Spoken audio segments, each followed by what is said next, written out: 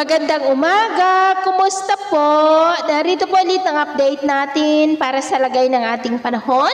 Ngayong umaga po ng July 20, 2025. Sa ngayon po ay habagat ang weather system na nakakaapekto po ngayon dito sa ating bansa na hinahatak pa rin ng bagyong Krising kahit na nakalayo na po yan na nagbabanta po na mag-landfall ngayong araw dyan sa may Hong Kong o kaya ay Macau.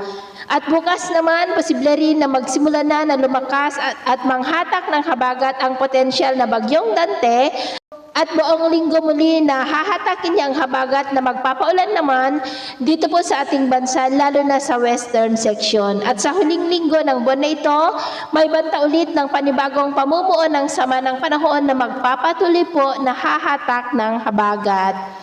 At ito naman ay pinapakita ng forecast model na ating ginagamit hanggang sa susunod na 2 linggo ay posible pa rin ang pamumuo ng mga sama ng panahon na patuloy po na manghahatak ng habagat.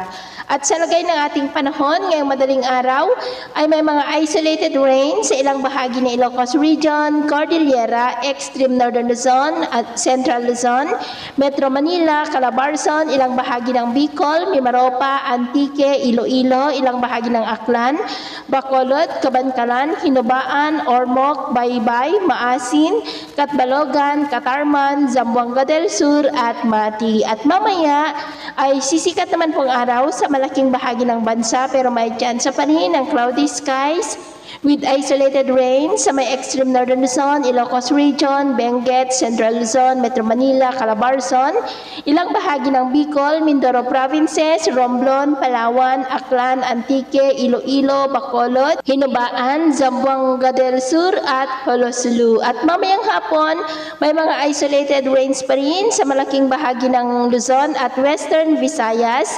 Kaya mag-ingat po tayo dahil posible pa rin ang mga banta po ng mga pagbaha at pagguho ng lupa.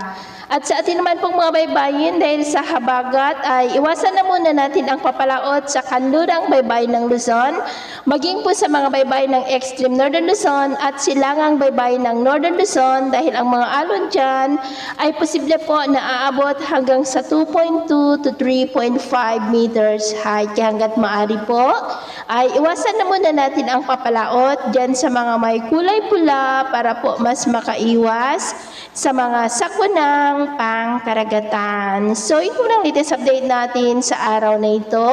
At ako pumuli si James na nagsasabing sa kahit na pagsubok po na darating sa ating buhay, huwag po tayong mawawalan ng pag-asa. Thank you and God bless!